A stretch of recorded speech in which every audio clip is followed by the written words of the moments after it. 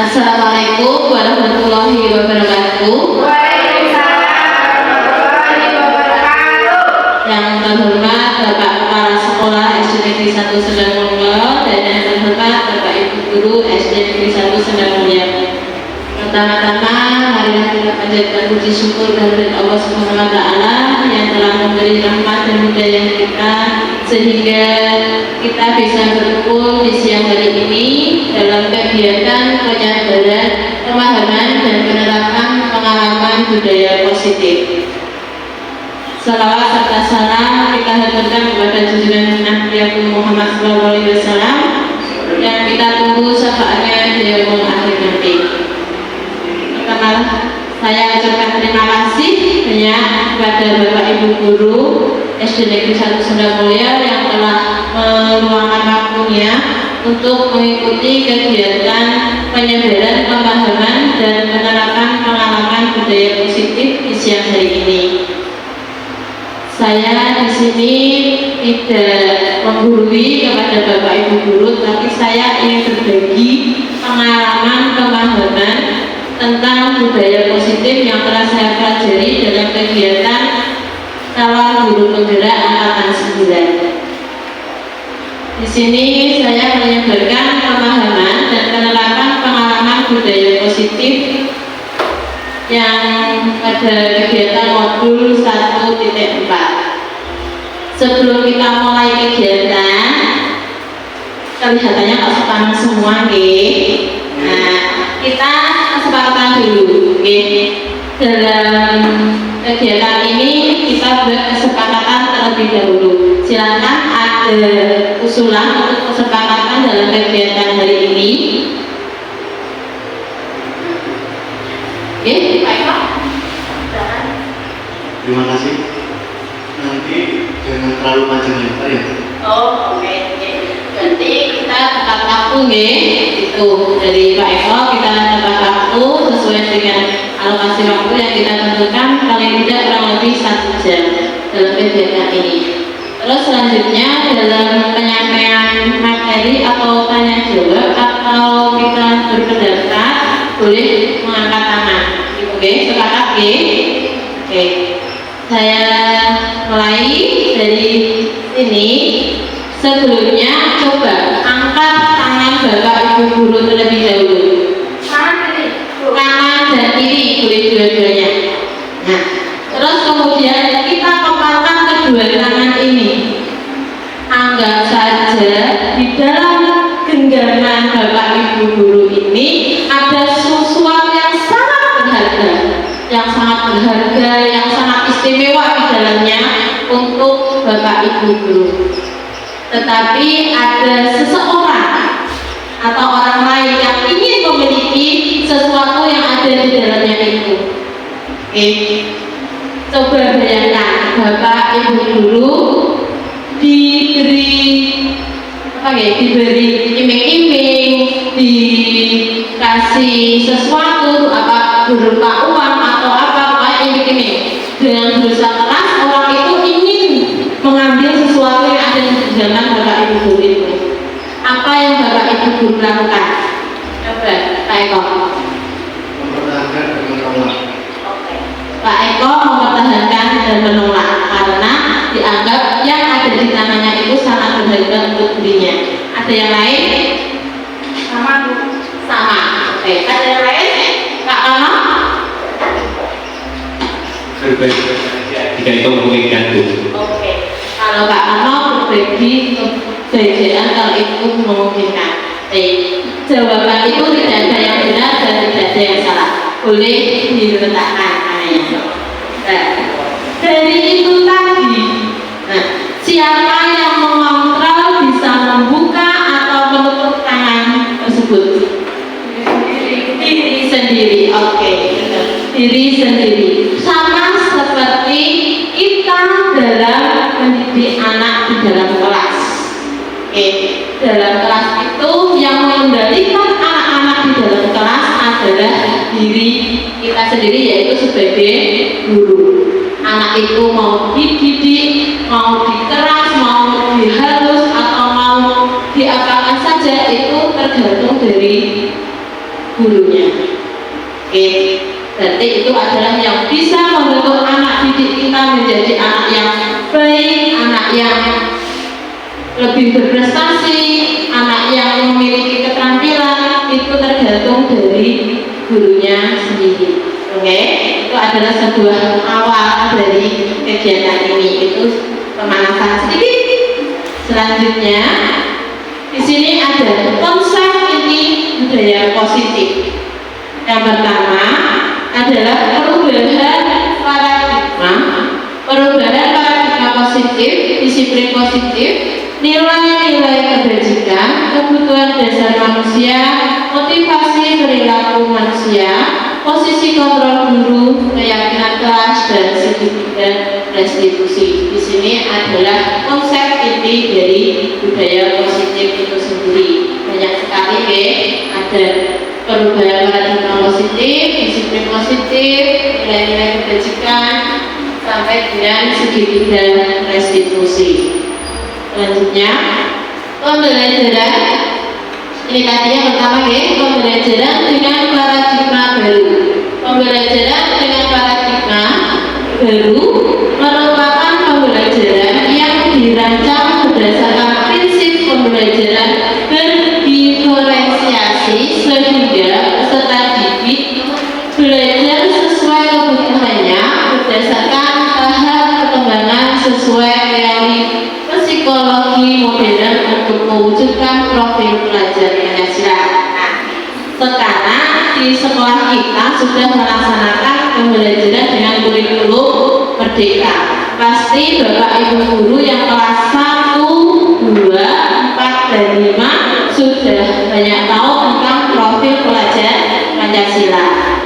Oke, sekarang biasanya dinyanyikan bersama anak-anak. Ya coba kita bernyanyi bersama profil pelajar Pancasila. Bisa?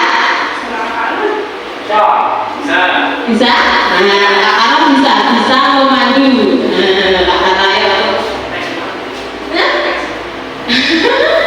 Belajar Pancasila, beriman dan bertakwa dan Tuhan yang esa. Nih, mau dipandu oleh Mbak Ano. Ya, bisa ambil tepuk tangan, oke? Ya. Baik ibu-ibu, Bapak Ibu guru, kita menyanyikan profil pelajar Pancasila ini. Gimana Pak?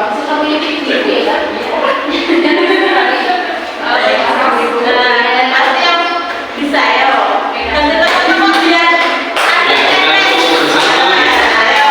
1, 2, 3. Pelajar Pancasila, beriman dan bertakwa pada Tuhan yang Esa. Akan mulia, berpikir anggota, bertawa mandiri, kreatif dan berani. Iya, sekali lagi supaya lebih semangat. 1, 2, 3. Pelajar Pancasila, beriman dan bertakwa pada Tuhan yang Esa. Akan mulia, berpikir anggota, bertawa mandiri, kreatif dan berani. Terima kasih Mbak Ana. Itu tadi adalah salah satu nyanyian untuk menyemangatkan anak, untuk selalu mengingatkan anak di dalam kelas dengan diajak bernyanyi. Dengan bernyanyi, anak-anak akan lebih mudah menghafal. Dengan menghafal, maka akan tertanam dalam karakter setiap anak tersebut. Oke. Selanjutnya, miskonsepsi tentang teori kontrol. Di sini ada gambar, ada gambar ilusi guru mengontrol murid. Nah, ini adalah ilusi bahwa semua penguatan positif, efektif dan bermanfaat. Sedangkan ini ilusi bahwa kritik dan membuat rasa bersalah mampu menguatkan karakter. Dari gambar ini dengan penuh kasih sayang, dengan memperhatikan peserta didiknya, ya. Kalau yang ini dengan karakter yang keras, ya. Di sini ada ilusi bahwa orang dewasa berhak memaksa. Ini adalah salah satu yang biasa mungkin bahwa saya sering juga melakukan, bahwa orang dewasa itu berhak memaksa karena kita merasa kalau kita ini adalah orang yang seorang guru, jadi murid harus patuh manut kali ibu gurune, kali bapak ibu gurune. Tetapi itu jangan dengan menggunakan sesuatu yang merusak mental anak tersebut. Oke. Selanjutnya, dalam perubahan paradigma stimulus respon ke pendekatan teori kontrol. Di sini ada stimulus respon. Di sini ada stimulus respon, realitas atau kebutuhan kita sama. Teori kontrolnya yaitu realitas kebutuhan kita berbeda. Di sini yang dimaksud adalah setiap kebutuhan dari anak didik mesti berbeda, tidak mungkin sama, gitu. Terus semua orang melihat hal yang sama, tetapi teori kontrolnya setiap orang memiliki gambaran yang berbeda. Jadi setiap orang pasti memiliki pendapat atau pandangan yang berbeda-beda. Selanjutnya kita mencoba mengubah orang agar berpandangan sama dengan kita. Untuk teori kontrolnya, kita berusaha memahami pandangan orang lain tentang dunia. Jadi kita bisa untuk mengajak orang berpandangan sama.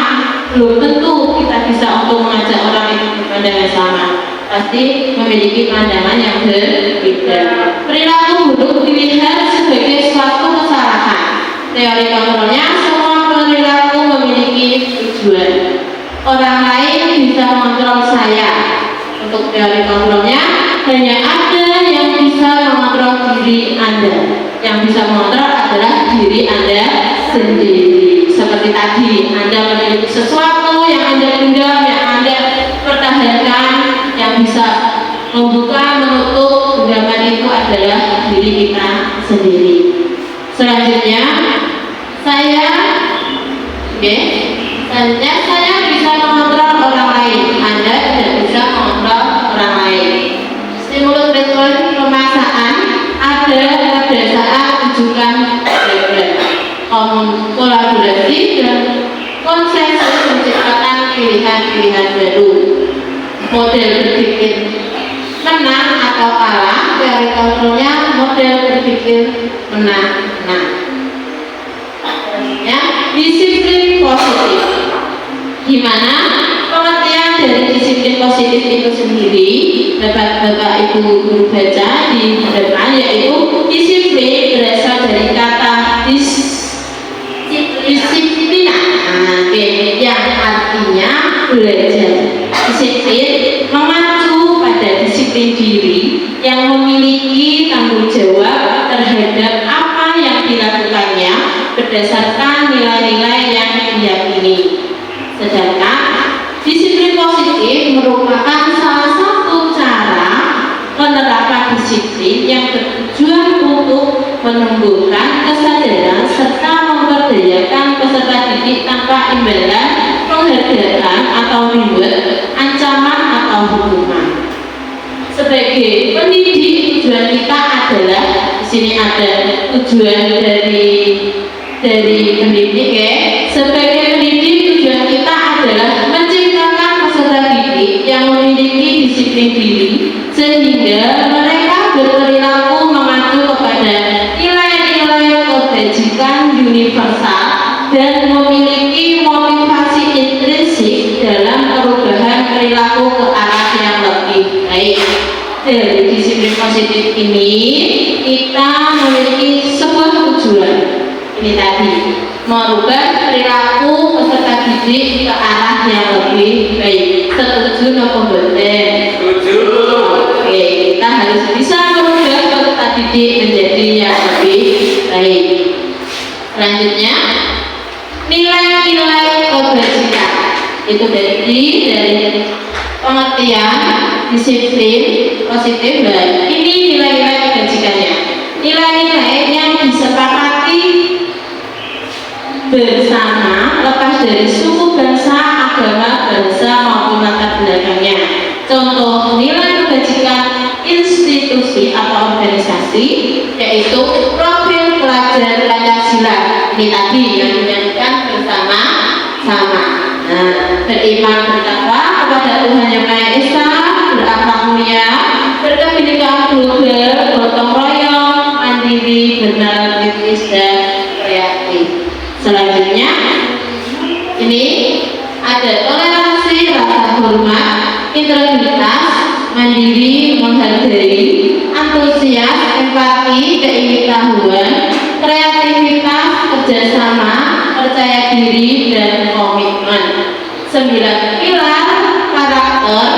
Ini ada cinta Tuhan dan segenap ciptaannya, kemandirian dan tanggung jawab, kejujuran atau amanah, diplomatis, hormat dan santun, dermawan, suka menolong dan gotong royong, percaya diri, kreatif dan bekerja keras, kepemimpinan dan keadilan, baik dan rendah hati, toleransi, kedamaian dan kesatuan. Ini adalah contoh nilai kebajikan dalam organisasi.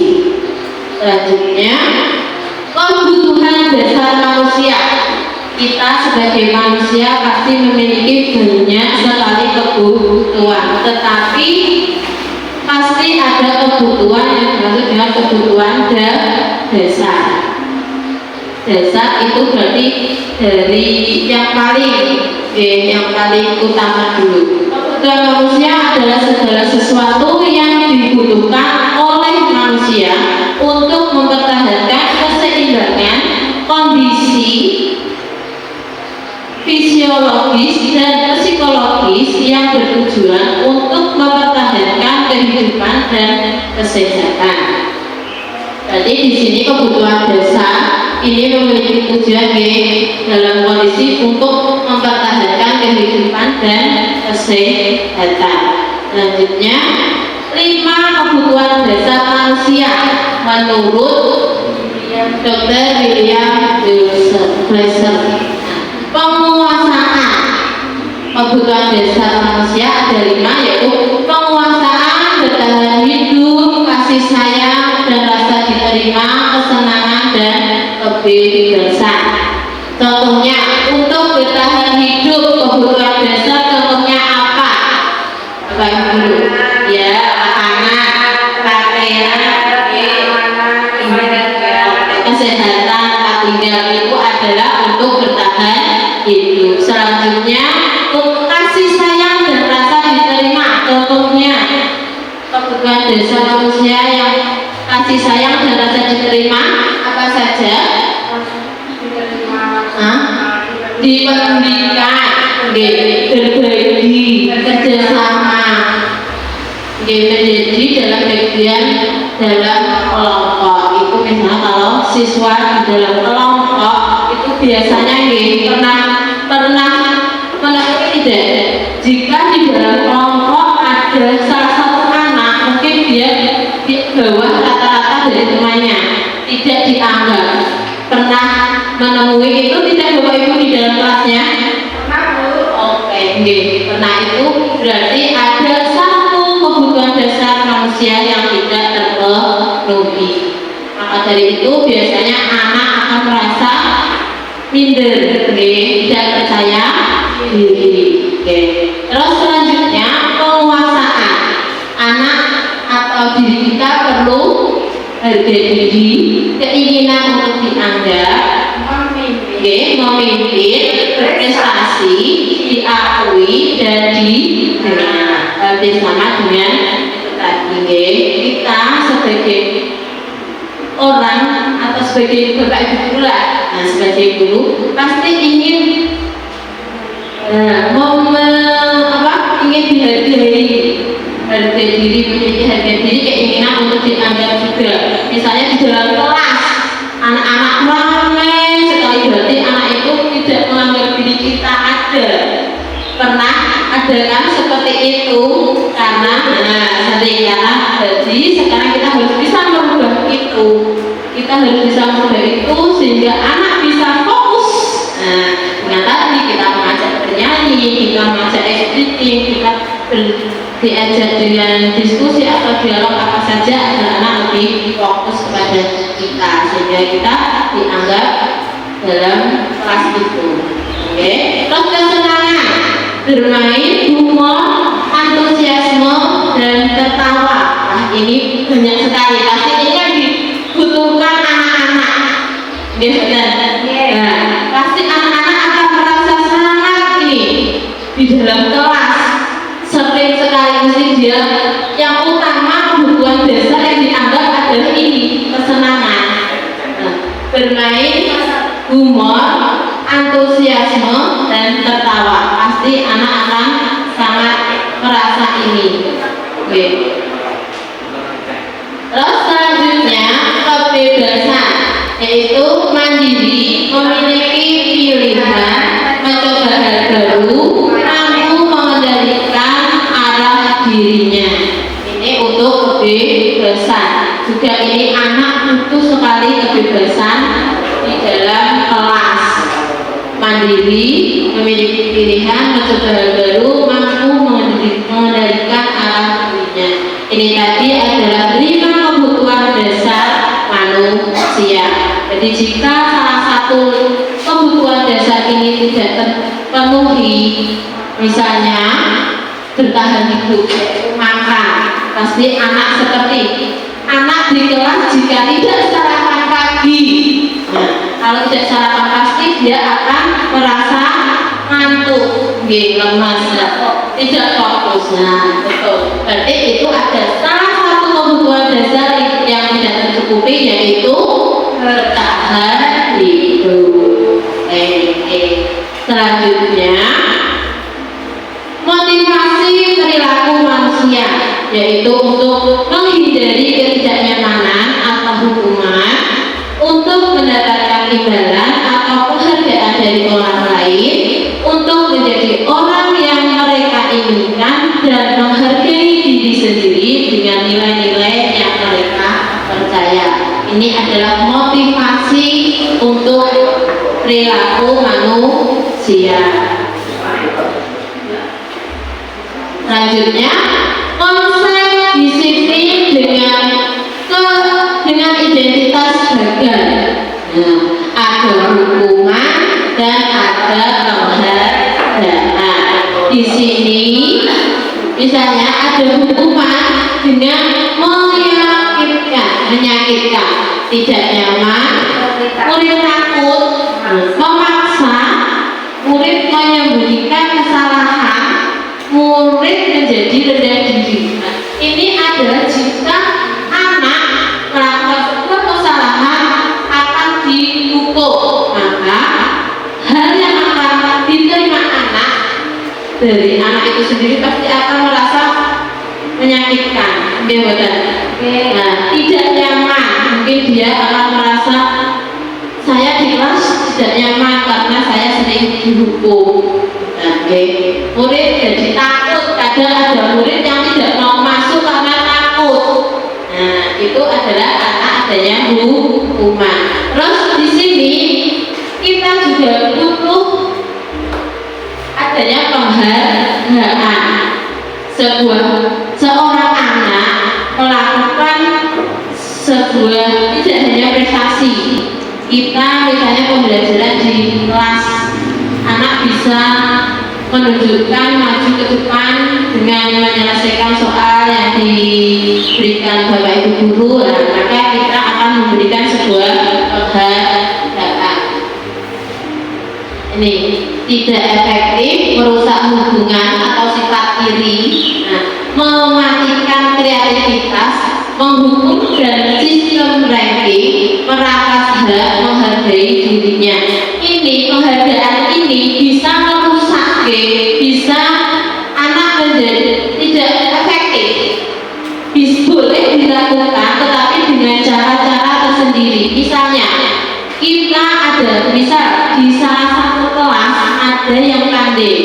yang mungkin dia di atas rata-rata temannya itu, dia sering maju ke depan, kita sering memuji, misalnya Mbak Siva selalu dipuji, ayo Mbak Siva silahkan maju, wah bagus Mbak Siva, bagus, bisa ini, bisa itu Mbak Siva. Tetapi nanti ada teman yang lain yang pasti akan merasa berpikir, opo-opo kok Mbak Siva, opo-opo Mbak Siva, aku yuk bisa. Nah, biasanya itu ada juga anak yang berpikir seperti itu. Jadi kalau dalam memberi penghargaan, kita kalau bisa dengan misalnya jangan di depan teman-temannya, oke, misalnya. Tapi kalau semua mendapatkan penghargaan bisa dikasih semua.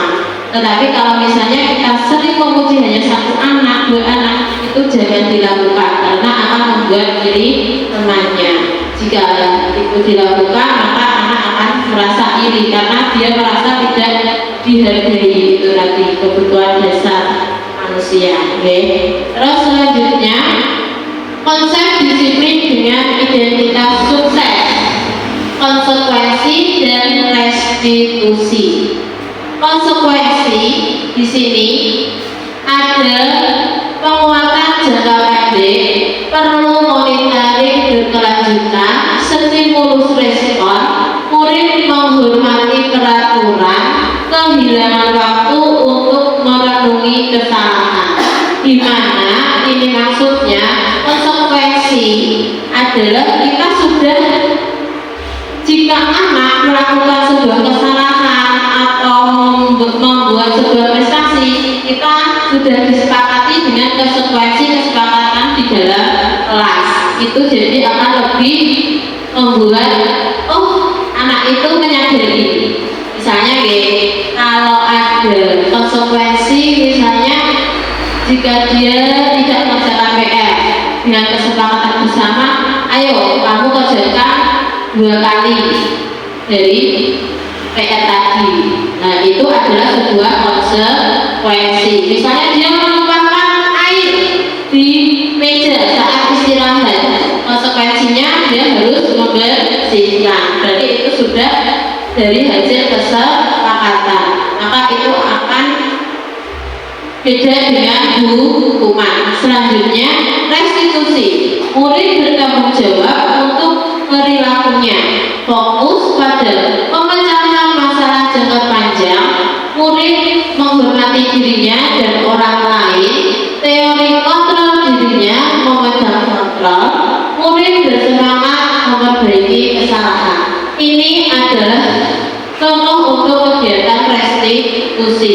Murid lebih bertanggung jawab, fokus, terus murid menghormati dirinya dan orang lain, terus teori kontrol, dan murid bersemangat. Dari itu tadi ada hukuman, konsekuensi, ada restitusi. Jadi lebih kita ke restitusi. Oke. Selanjutnya, konsep disiplin pendekatan restitusi. Nah, itu tadi yang ada restitusi sebelumnya. Nah, ini kita akan membahas tentang restitusi. Konsep disiplin pendekatan restitusi, sebuah cara menanamkan disiplin positif pada murid. Pengertian dari restitusi sendiri yaitu proses menciptakan kondisi bagi murid untuk memperbaiki kesalahan mereka sehingga mereka bisa kembali pada kelompok mereka dengan karakter yang lebih kuat menurut Gosen 2004.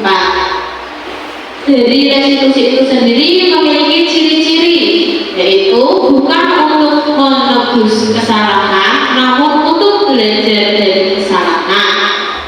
Yang kedua, memperbaiki hubungan.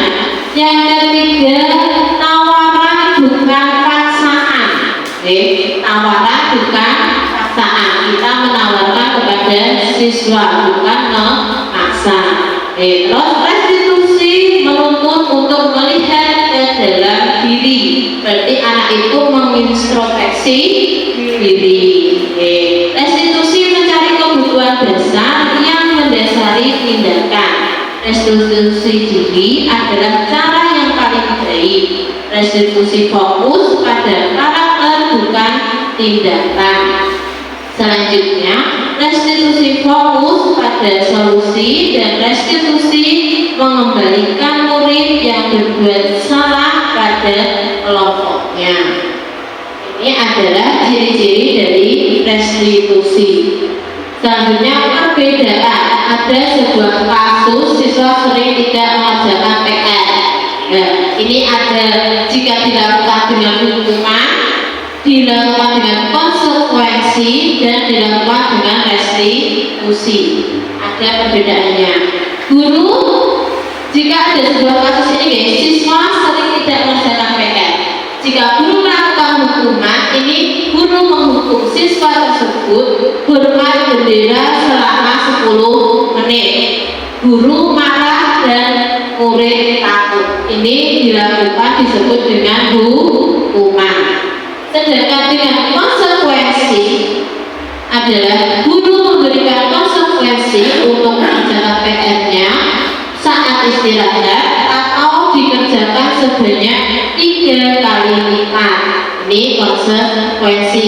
Selanjutnya, guru tegas dan siswa menghormati peraturan. Ini adalah bentuk dari konsekuensi dari pelanggaran siswa ini. Selanjutnya, restitusi. Jika dilakukan dengan cara restitusi, dilakukan tindakan berdasarkan restitusi, yaitu guru menanyakan keyakinan kelas atau dirinya dan membantu siswa menyelesaikan masalahnya.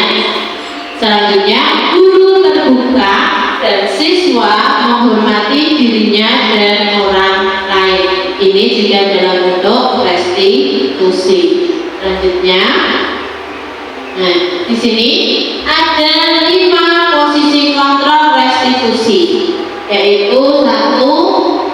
Penghukum sebagai penghukum, sebagai pemantau, sebagai pembuat rasa bersalah, sebagai teman, dan sebagai manajer. Sekarang saya tanya Bapak Ibu guru sebagai guru di kelasnya masing-masing, jika menemui beberapa kasus di dalam kelas, maka Bapak Ibu guru lebih memilih posisi kontrol yang mana? Teman. Ulfa memilih teman. Ayo, teman bisa bagi teman. Sebagai contoh, bagaimana Bu Ulfa? Ya, contoh sebagai teman. Oh, bagi teman berarti Bu Ulfa itu mendekati anak. Dia biar bercerita sendiri, diajak sebagai teman. Terus ada lagi yang sebagai penghukum. Nah, ini biasanya Pak Eko sebagai penghukum. Kalau Pak Alam biasanya membuat rasa bersalah, agak penghukum. Nah, berarti kita sering di kelas, biasanya sering penghukum sebagai penghukum. Saya juga seperti itu. Ya, juga kita kadang sebagai teman, kita sebagai pemantau, juga merasa kita pernah melakukan semua ini. Sebagai guru pasti pernah melakukan semua ini. Betul tidak, Bapak Ibu? Nah, sekarang kita setelah mengetahui dari restitusi, ya, dari kegiatan restitusi, kita diharapkan bisa sebagai manajer, sebagai selanjutnya, contoh penerapan 5 posisi kontrol pada kasus siswa tidak memakai atribut lengkap saat upacara bendera, di mana sebagai penghukum yaitu patuhi aturan sekolah, lalu berdiri di depan barisan. Ini adalah sebagai penghukum. Jadi kata-kata yang digunakan ini sebagai penghukum. Sedangkan sebagai pemantau, kamu harus melanggar apa peraturan dan konsekuensinya. Ini sebagai pemantau. Kemudian sebagai teman, seperti tadi Bu Ulfa katanya beliau beliau sebagai teman untuk kasus yang ada di kelasnya, yaitu ayolah yang tertib buat guru belajar. Kali ini tidak apa-apa, kamu salah. Ini sebagai teman. Selanjutnya, membuat rasa bersalah. Berapa kali bu guru harus memberitahu kamu, bu guru, ini adalah kata-kata yang kita kalau bisa sebagai manajer, diutamakan sebagai manajer. Selanjutnya, keyakinan kelas. Keyakinan kelas kita buat di awal tahun ajaran baru sebelum kegiatan pembelajaran dimulai. Keyakinan kelas itu kita buat bersama-sama dengan peserta didik kita. Di sini, mengapa keyakinan kelas? Mengapa tidak peraturan kelas? Mengapa kita memiliki peraturan tentang penggunaan helm pada saat mengendarai kendaraan roda 2? Mengapa kita memiliki peraturan tentang penggunaan masker dan mencuci tangan setiap saat? Ini adalah sebuah peraturan yang kemudian peraturan itu kita sepakati, kita buat keyakinan kelas. Selanjutnya, bagaimana membentuk keyakinan kelas? Nah, dalam membentuk keyakinan kelas itu ada beberapa hal, yaitu ini lebih abstrak daripada peraturan, sedikit saja biar mudah diingat, berupa pertanyaan universal, dapat diterapkan di kelas, bersedia meninjau kembali keyakinan kelas dari waktu ke waktu, dibuat dalam bentuk positif, dan semua warga kelas hendaknya ikut berkontribusi dalam membuat keyakinan kelas. Jadi keyakinan kelas dibuat bersama-sama dengan siswa, dengan anak yang ada dalam kelas tersebut. Selanjutnya, nah ini ada sebuah pertanyaan. Keyakinan kelas dan peraturan kelas adalah hal yang sama, betul atau salah? Salah. Ada yang lain? Ada yang berpendapat lain?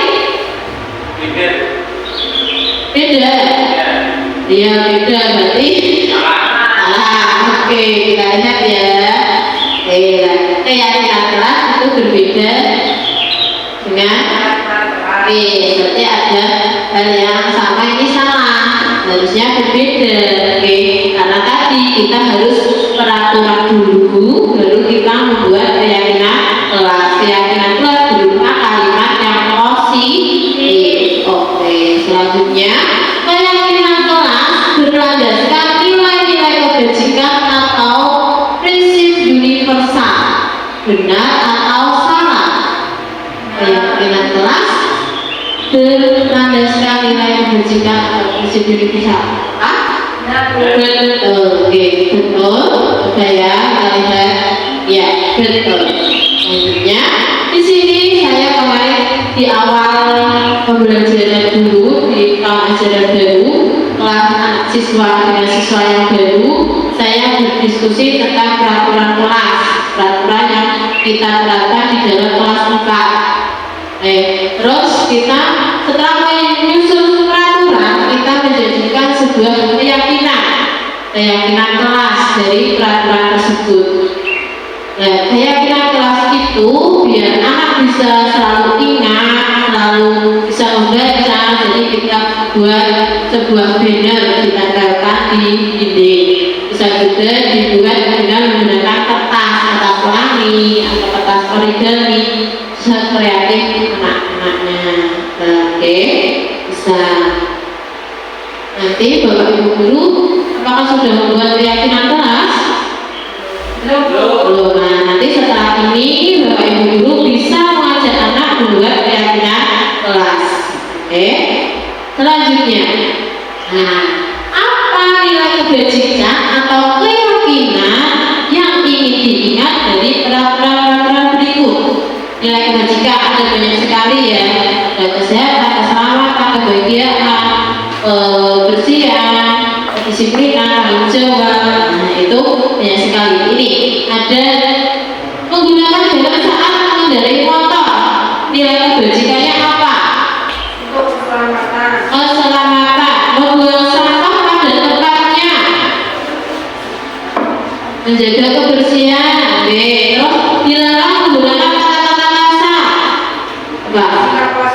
bersikap positif. Kalau menggunakan helm saat mengendarai motor berarti keselamatan.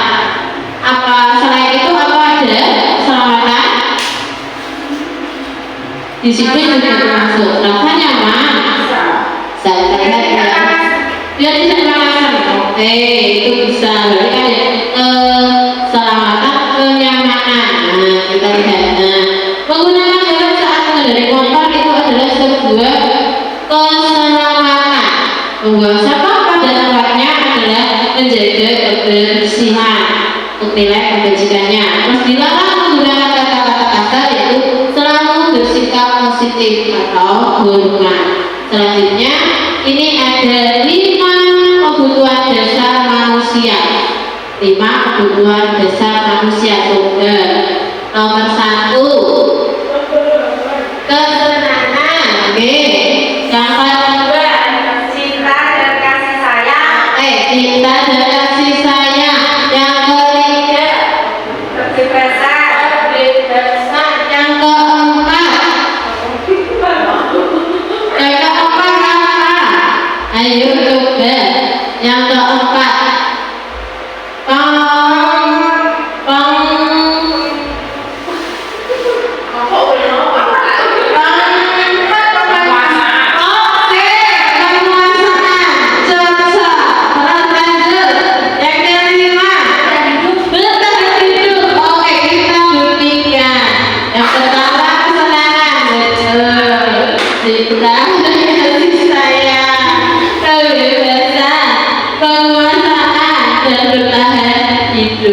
itu adalah 5 kebutuhan dasar dari manusia. Kesenangan di situ yaitu kebutuhan untuk merasa senang. Pasti ya, namanya juga kesenangan. Pasti anak akan merasa senang, membutuhkan sebuah rasa. Pokoknya kalau anak ini inginnya yang senang-senang. Nah, terus cinta dan kasih sayang itu kebutuhan untuk diterima, memberi dan menerima kasih sayang, berkoneksi. Nah, ini kasih sayang ini tidak hanya dari orang tua, kedua orang tua, tetapi kita sebagai guru juga harus memberikan kasih sayang. Kita anggap anak didik kita adalah anak-anak kita sendiri, tidak membeda-bedakan. Oke, terus kebebasan. Kebebasan yaitu kebutuhan akan pilihan, kemandirian dan otonomi. Anak sangat ingin sekali ini, pasti kebutuhan besar yang paling dasar untuk anak-anak mungkin ini yang diminta, yaitu sebuah kebebasan. Anak ingin bebas melakukan ini, bebas melakukan itu, tetapi kita sebagai guru harus bisa mengontrol. Nah, terus penguasaan, kebutuhan penguasaan atas kemampuan prestasi diakui. Ini penguasaan. Terus bertahan hidup yaitu kebutuhan filosofis, rasa lapar dan lain-lain, serta psikologis yaitu rasa aman. Jadi kebutuhan hidup ini mulai dari makan, minum, tempat tinggal, tempat untuk belajar yang nyaman. Nah, itu juga termasuk di bertahan hidup. Oke. Nah, sekarang kita tadi ada buku katanya restitusi. Nah, di sini tahapan restitusi itu ada 3, yaitu menstabilkan identitas, validasi tindakan yang salah, dan menanyakan keyakinan. Di mana menstabilkan identitas, kita semua akan melakukan hal terbaik yang bisa kita lakukan. Selanjutnya, validasi tindakan yang salah, yaitu semua perilaku memiliki alasan. Menanyakan keyakinan, kita semua memiliki motivasi internal. Di sini ada sebuah gambar segitiga. Ini namanya segitiga restitusi. Nah, kita tadi ini gunanya untuk apa? Kita menyelesaikan sebuah masalah yang ada di sekolahan atau di kelas dengan manajer tadi. Kita menggunakan sebagai manajer, kita menggunakan tahapan-tahapan dari segitiga restitusi. Dengan ini ada menstabilkan identitas. Kita bisa dengan kata-kata setiap orang pasti pernah melakukan kesalahan. Ini contoh kata-kata yang bisa kita gunakan saat melakukan segitiga restitusi. Kamu bukan satu-satu menstabilkan identitas. Selanjutnya, validasi tindakan yang salah. Kata-kata yang bisa digunakan, kamu tentu punya alasan mengapa melakukan itu. Kita seperti itu, kita tanya alasannya kenapa. Adakah cara yang lebih efektif untuk mendapatkan apa yang kamu butuhkan? Itu contoh validasi tindakan yang salah. Selanjutnya, menanyakan keyakinan kelas. Di sini kita menanyakan, mengingatkan kembali kepada anak keyakinan kelas apa yang telah kita sepakati. Kamu ingin jadi orang yang seperti apa? Itu adalah salah satu contoh kata-kata di saat menanyakan keyakinan. Seperti ini ada 3 tahapan untuk segitiga restitusi yang kita sebagai manajer. Nah, selanjutnya ini adalah contoh kemarin yang sudah saya lakukan. Di sini ada Mbak Siva yang merupakan murid yang kandeng termasuk daripada teman-teman yang lain. Dia ini suatu saat mengantuk di saat pelajaran. Temannya mengajarkan, malah dia mengantuk. Guru dikasih tahu, dikasih tahu temannya, Bu, kalau Mbak Siva mengantuk, Ibu tidak mengajarkan. Setelah istirahat saya panggil di kantor, tidak langsung saya di depan teman-temannya. Saya menerapkan segitiga restitusi dengan mengidentifikasi, dulu validasi, identitas, alamat.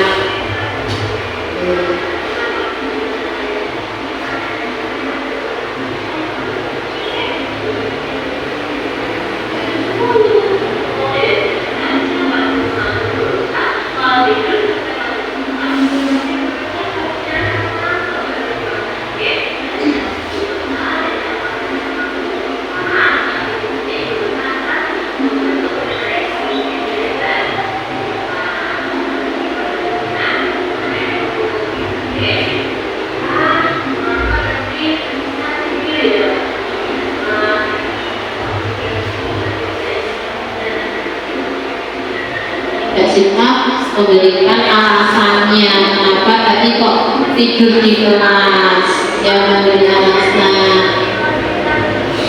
Nah, terus Mbak Siva disuruh mencari solusinya sendiri agar tidak mengulangi kesalahan tersebut.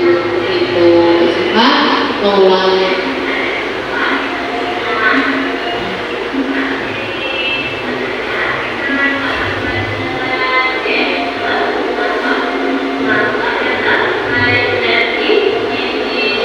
Mbak Siva disuruh mengingat-ingat keyakinan kelas yang sudah ada di kelas, yaitu melakukan dengan yang terbaik, menghormati, mendengarkan.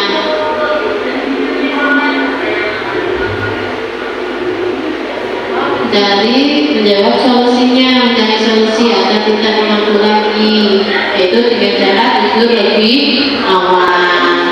Terus kemudian pagi segera dibangunkan oleh orang tua berpesan atau menggunakan jam alarm.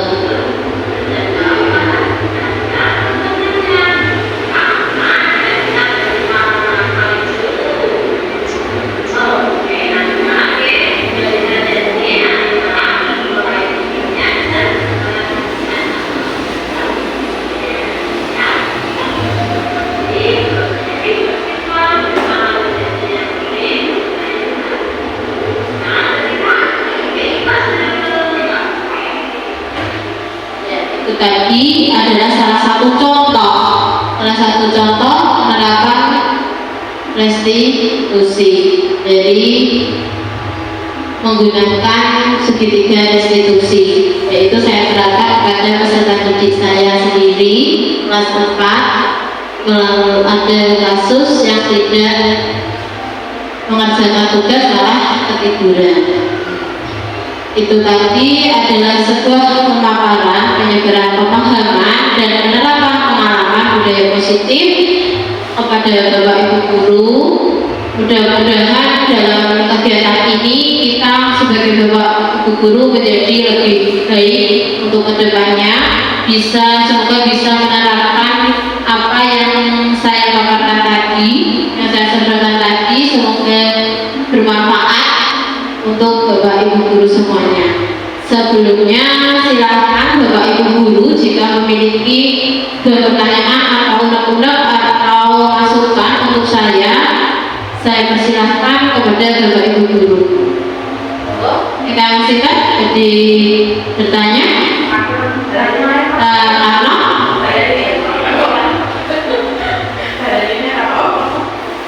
Baik, terima kasih. Penyampaian luar biasa. Kita apresiasi Bapak Ibu dengan tepuk tangan bersama. Ini adalah budaya yang sangat positif sekali dari Bu Rasa selaku peserta calon guru penggerak yang ingin menerapkan budaya positif di sekolah kita. Ada beberapa pertanyaan yang ingin saya tanyakan terkait dengan pelaksanaan budaya positif. Tadi bahasanya membahas tentang hukuman dan restitusi. Seringkali kita sebagai guru mendapati kesalahan yang dilakukan oleh siswa kita, sehingga kita karena belum tahu banyak tentang restitusi, akhirnya masih menjadi penghukum sebagai guru. Bagaimana, pertanyaan saya sebagai guru dan rekan sejawat dari Bu Rosa, bagaimana ketika kita sebagai guru menyikapi atau langkah yang terbaik untuk menghadapi siswa yang melakukan kesalahan yang secara kontinu dilakukan terus-menerus. Secara pribadi kita sebagai guru juga agak jengkel gitu, tapi bagaimana cara menghukum atau memberikan restitusi yang atau hukuman yang positif dan bersifat mendidik kepada siswa? Itu yang saya tanyakan, semoga dapat menjawab. Terima kasih. Terima kasih untuk Kak Karno. Tepuk tangan untuk Kak Karno yang memberikan sebuah pertanyaan yang sangat luar biasa. Saya mencoba menjawab berdasarkan pengetahuan dan sepemahaman saya. Mungkin kalau kurang nanti bisa kita saling sharing lagi untuk kedepannya. Itu tadi Kak Karno menanyakan memberikan hukuman, kita sering sebagai guru memberikan hukuman kepada siswa karena belum tahu langkah untuk restitusi sebagai manajer gitu. Jadi kita sebagai guru diprioritaskan untuk sebagai manajer.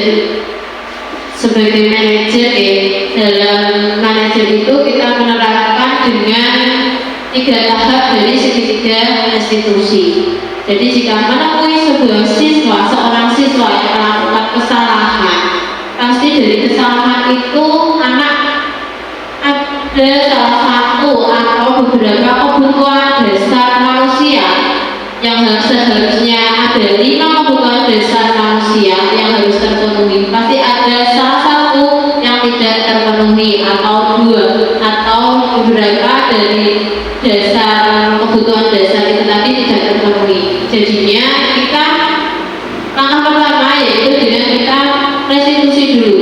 Dengan segitiga restitusi kita mengidentifikasi kesalahannya itu tadi, memvalidasi, kita tanya, kita meyakinkan bahwa tidak dia saja yang melakukan kesalahan.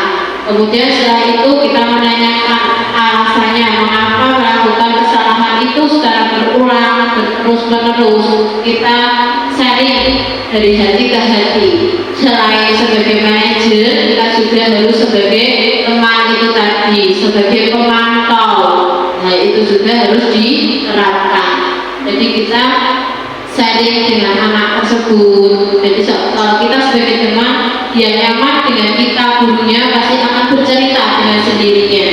Saya melakukan ini karena ada ini, pasti akan bercerita sendiri karena dia merasa nyaman. Kita tidak harus menghukum. Biasanya kalau kita menghukum, anak itu akan takut dan malah akan sering melakukan lagi karena dia merasa saya selalu dihukum gitu. Tapi kalau kita mendekati, kita dari hati ke hati, kenapa ditanya melakukan itu, alasannya kenapa, terus kita tanya, kita sudah punya kesepakatan, kita sudah punya keyakinan ya, kita sudah punya peraturan yang kita buat menjadi sebuah keyakinan, peraturan kita buat menjadi sebuah keyakinan kelas.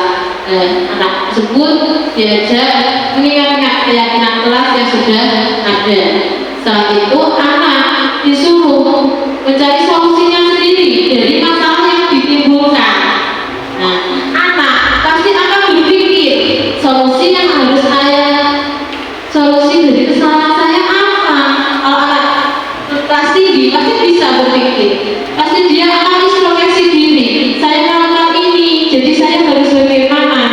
Gitu. Solusinya bagaimana agar tidak melakukannya lagi.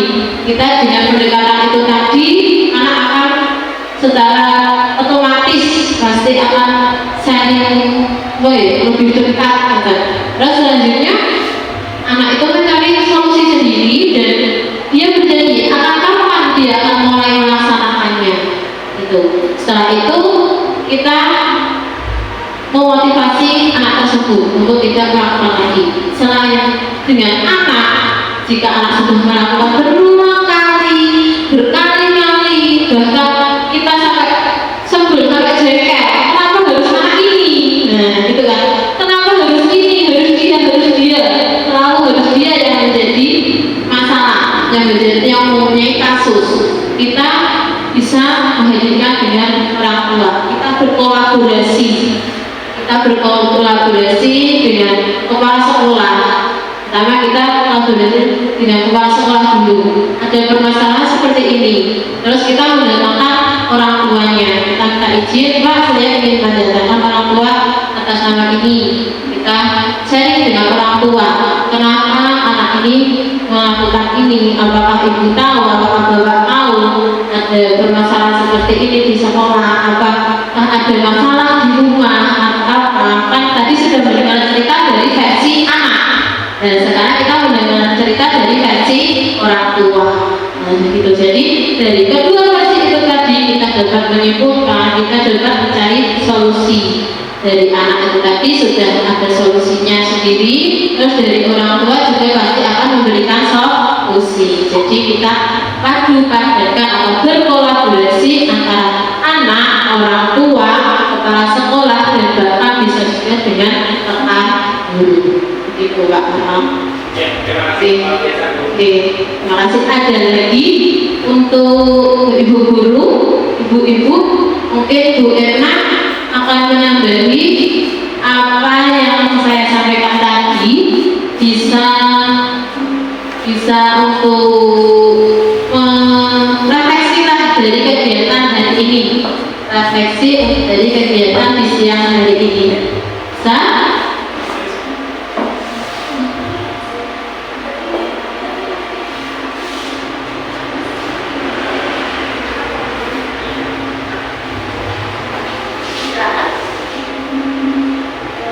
Saya juga berterima kasih kepada Bu Rosa bahwa banyak sekali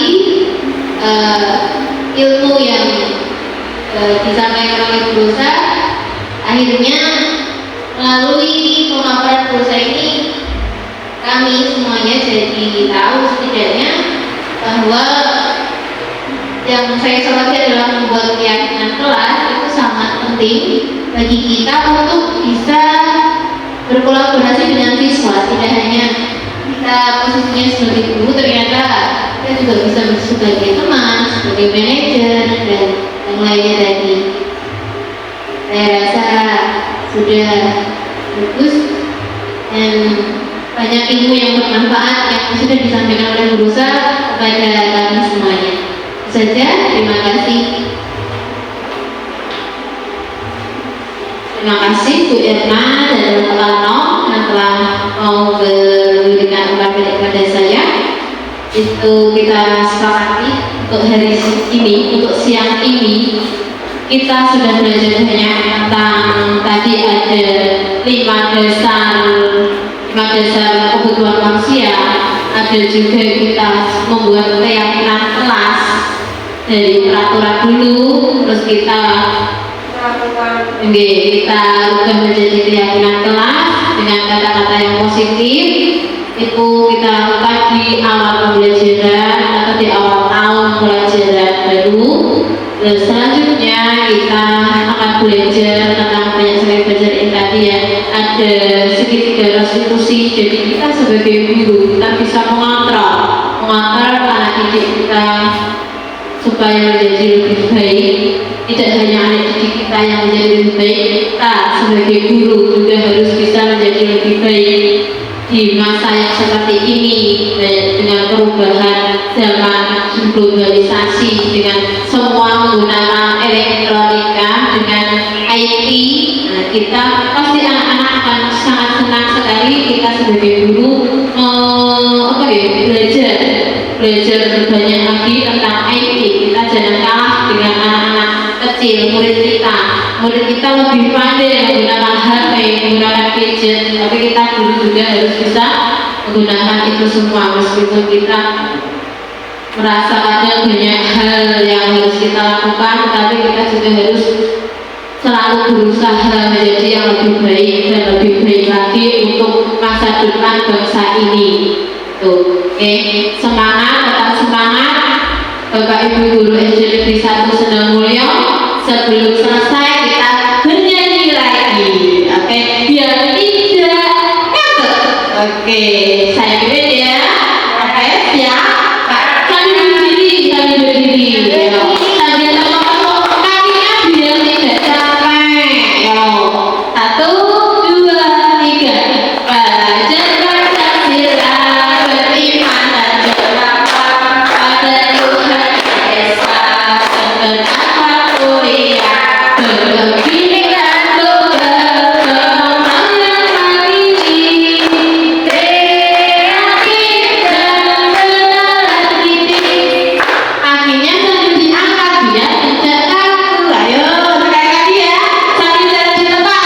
Ayo, 1, 2, 3. Belajar Pancasila, beriman dan bertakwa pada Tuhan yang Esa, dan bertakwa mulia, berbhinneka tunggal, berkembang yang mandiri, kreatif dan benar kritis. Oke, semua. Terima kasih Bapak Ibu Guru, hari ini sangat luar biasa. Saya sangat sebagai teman atau rekan kerja, saya mengucapkan terima kasih yang sebanyak-banyaknya karena sudah bersedia meluangkan waktu, meluangkan pikiran, tenaga untuk kegiatan di siang ini, yaitu penyebaran pemahaman dan penerapan pengalaman budaya positif. Saya ucapkan